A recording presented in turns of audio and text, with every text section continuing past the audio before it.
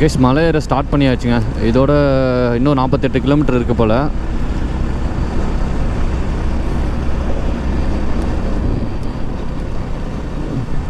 Manjalar dam view point எங்கே இருக்குதுன்னு தேடணும். அவன்கிட்ட சொல்கிறேன். அது என்ட்ரன்ஸ்லேயே தான் இருக்குன்னு கேள்விப்பட்டேன். எங்கேன்னு தெரில. ஹரி, மஞ்சளாறு டேம் வியூன்னு பாரு.